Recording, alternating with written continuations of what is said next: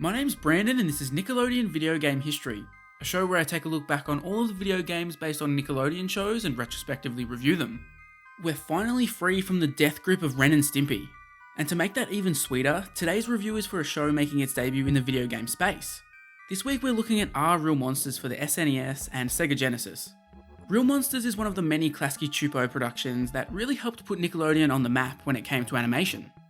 Coming after the initial wave of Nicktoons, the show hit small screens in late 1994 and lasted until December of 1997. In that time it had 4 seasons, for a typical total of 52 episodes. Real Monsters was never a huge breakout hit like Ren and Stimpy and Rugrats or SpongeBob, which was getting closer to debuting.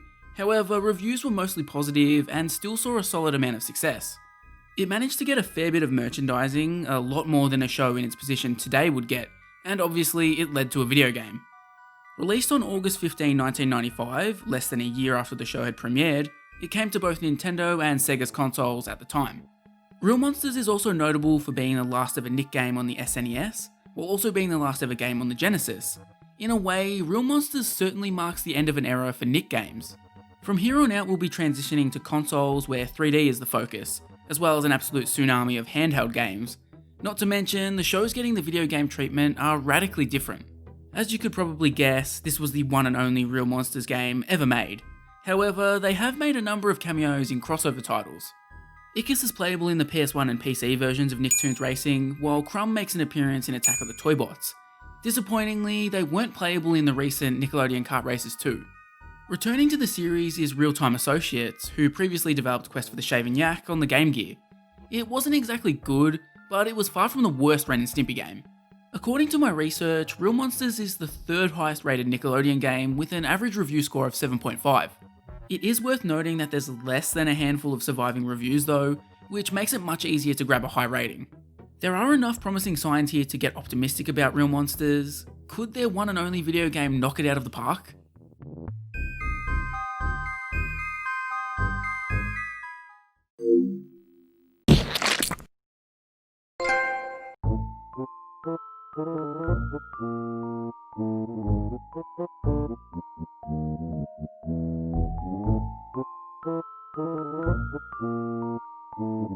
Apparently there is some sort of narrative going on in Real Monsters, but you could have fooled me. Allegedly, according to wikis and stuff, the game is about Ickis, Oblina and Crumb trying to pass their monster midterm exam. Each level is kind of presented as a test or school lesson, but yeah, story isn't really emphasized here. No prizes for guessing that we've got another 2D platformer on our hands here. It does shake up the formula a bit though. In all but one of the Ren and Stimpy games, you are forced to play as the characters individually throughout levels. In Real Monsters, you get to harness any of the 3 main characters whenever you want. Might not seem like much, but when you've had to review a million 2D platformers over the past few months, it comes as a godsend. And thankfully, it strays from the kind of multi-character platformer gameplay I despise. Longtime fans will know that I hate what is known as Lost Vikings style gameplay. This gameplay sees you controlling multiple characters to try and traverse a level. Once you switch off a character, they just stand still until you switch back to them. I've actually never played Lost Vikings before, so maybe it works there, but this kind of gameplay was used in Ed, Edd n Eddy Jawbreakers, and I despised it. The objective of the game is pretty simple. You need to use the unique skills of each character to make it from start to finish in each level, while also being required to collect a single item before heading to the exit. This item requirement might as well not even exist though. In almost every level, the item is sitting literally just a few steps from the exit. It's pretty simple stuff, but as we know, developers of licensed video games often have a hard time executing the most basic things. As I said, you play as all 3 characters and will need to cycle through them to progress. Each character can jump, attack, execute a group move, and scare. Apart from the standard attack, all of those abilities are slightly unique and distinct between the 3. For example, Ickis has the highest jump, Crumb the lowest, and Oblina is in the middle. The scares are a screen clearing move that all function the same, however the animation that plays is different, which is nice. Because the scare moves are so powerful, they're tied to items you pick up to prevent you from completely abusing them. The regular attack works in a sort of similar fashion too. There's ammunition you can pick up for this attack, which will make it much stronger. However, if you're on empty, you can still throw out projectiles. Yeah, the projectiles are a little bit weaker when you have no ammo, but not once did I ever feel bothered by it. Finally, we have the group moves, which is where the characters are most distinct and the aspect that relates to puzzle solving the most. Personally, I felt that this was really half-baked. Ickis has a group move that allows the team to jump further horizontally, while Oblina has a group move that allows the team to jump higher vertically. The worst of the three is Crumb. Ickis uses Oblina as a golf club to smack away one of his eyeballs, and that allows you to scope out the level. This ability is almost never needed, especially because the game has directional arrows pointing you the right way, but I'd be lying if I said I didn't love the animation for this. Like I said though, this whole group move aspect is really disappointing. Most of the puzzle solving, and I use that term loosely, is just identifying that you need to jump higher or longer. These sections are far and few between, and although they are more frequent in later levels, you barely need to think to pass them. My biggest issue with this whole dynamic is that there's almost no reason to not just use Ickis all of the time. Ickis can jump the highest with his regular jump, which makes him the best character by default. The other characters don't possess anything to entice the player into using them. This means the game feels less like a Real Monsters game where you're functioning as a team, and more like an Ickis game where the other two make a cameo every now and then. Crumb in particular really gets the short end of the stick. His group attack has no bearing on progressing through the game, so I ended up switching to him only a few times. It's pretty much Ickis the game, but thankfully his platforming controls are great. I'd almost go as far as saying it's the best feeling platformer I've experienced in Nickelodeon video game history. The jumping has a solid feel to it, and movement has the right kind of weight to make quick reaction-based sections work. I don't think I had a single moment where I was frustrated at the controls, but that might be because the platforming is never really what gives the game difficulty. Instead, the placement of enemies is usually what will chip away your health. Every now and then their placement will feel a little cheap, but overall I couldn't complain. Level layouts are quite creative, and you're never stuck looking at the same type of scenery for too long. It helps provide a little bit of freshness to the game that basically has you doing the same thing from the first minute until the final. At the end of each world, for lack of a better term here, you'll end up in a boss battle against a human. I appreciate them trying something here, but these are terrible. They're basic in design and are almost pointless thanks to the scare attack. Spamming this attack over and over will have everything done in the blink of an eye. If you were on your last life and hadn't collected any of the ammo, then it might be a challenge, but once you die you reload with 5 chances to use the scare attack, which is usually enough to get the job done. Overall, Real-Time Associates are doing a pretty good job here. It's certainly a more enjoyable package than their Ren and Stimpy game. But while I do have plenty of praise for Our Real Monsters, it's not without its flaws, some of which are quite serious. One of my pet peeves in gaming is poor checkpointing. Real Monsters almost commits this sin. In some levels, the checkpointing is great. It isn't too generous, but will still make sure you're not losing massive amounts of progress for a death.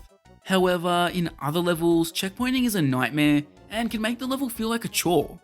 In particular, the first gymnasium level has terrible checkpointing, while the post office levels were pretty bad too. Perhaps if Real Monsters was entirely focused on platforming, it wouldn't be too bad, but it can really leave a sour taste in your mouth when you take a death because of some cheaply placed enemies, and then on top of that you get sent way back. Because the platforming can be so basic, making your way back to where you were is so boring most of the time. Far too often I found myself trudging back to the section of the level I died at, not even really having to pay attention to what was around me. It feels like boring busy work and actually contributes to the game overstaying its welcome. Real Monsters never introduces any dramatic twists or turns to the gameplay, resulting in a sameness for everything you do.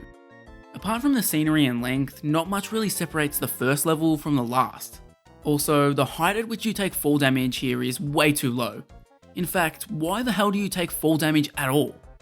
I am not a fan of introducing this into platformers, especially 2D platformers. All of these issues pale in comparison to my last negative though.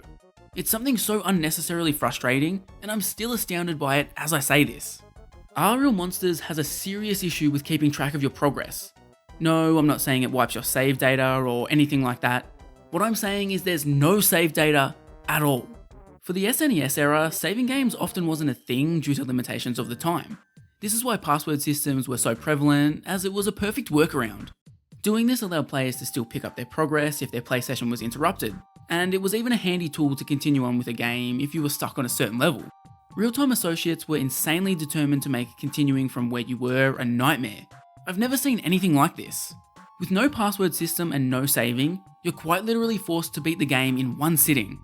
Knowledgeable players who have completed the game before can do it in around 2 hours, which isn't too outlandish to pack into a single play session.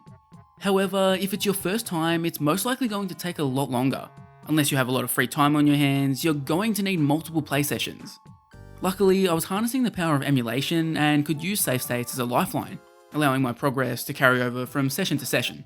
On actual hardware, this is almost impossible. I say almost because there's technically a level select option, albeit one that most players would never have known about in 1995. There is a level select cheat code, but because the game came out in 1995, the odds of finding out about it were slim. There was no Google, and what were the odds of finding this code in something like Nintendo Power? If that wasn't bad enough, the actual cheat code is ridiculously convoluted. On the green title menu, you need to hold R plus up and press A 7 times. Then you need to hold L plus up and press Y 8 times. Then you need to press L, R and up and press B 9 times. Finally, you have to top it off by holding up and X. As far as cheat codes go, that's pretty ridiculous. It gets even better though. You have roughly 5 seconds to input all of that. Take too long? Tough luck buddy, no level select for you. If you take too long or mess up the sequence, you have to leave the title screen and come back to it as well. Good lord, this is one of the most outlandish things I've seen in a video game. Why were real-time associates so determined to stop players from using the level select? In my many attempts at using this code, I managed to get it just once. Once I got in there, I was greeted by a level select section that had 99 choices. Literally just a scrollable list going from 1 to 99.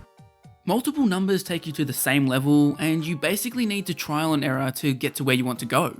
So, even if you do overcome all of those insane hurdles and get to the level select screen, you're probably just going to fuck it up.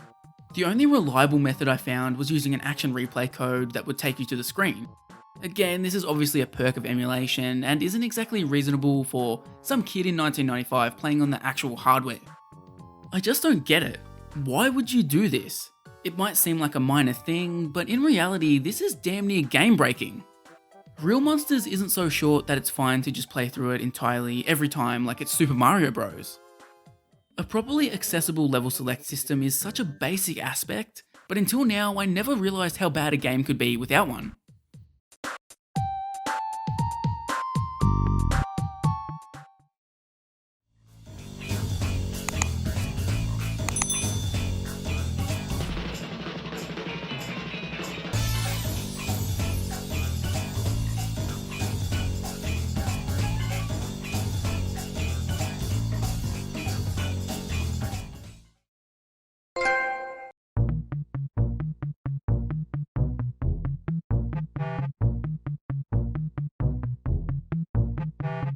I spent a significant portion of this review really ragging on Real Monsters, but don't get me wrong, I really enjoyed this game.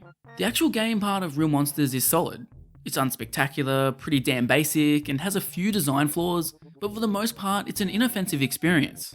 And then when you compare it to some of the utter dreck we've looked at recently, it manages to stand out even more. Real Monsters is definitely not a bad game. I think the biggest issue, aside from the baffling level select stuff, is just how it overstays its welcome. There's 5 unique locations, but the platforming never really evolves. Levels start getting longer and longer, but what you're doing stays exactly the same, and it can get tiresome. Overall, I'm pretty happy with our Real Monsters. It's not perfect, but I'm always happy when a show that only got a single game manages to not completely mess it up. You always want to be a Real Monsters rather than a Johnny Bravo in the Hucka Mega Mighty Ultra Extreme Datorama. Next time we finally enter the second phase of Nickelodeon video games as we look at Rugrats Search for Reptar. There was quite a lot of time in between the release of this game and Search for Reptar, something I'll go into more depth in the review, but it really creates a nice clean break between the two eras. Nick has well and truly dipped their toes into the video game world, producing a lot more misses than hits. But now we're coming to a time period where 3D was king, bringing a whole range of new elements.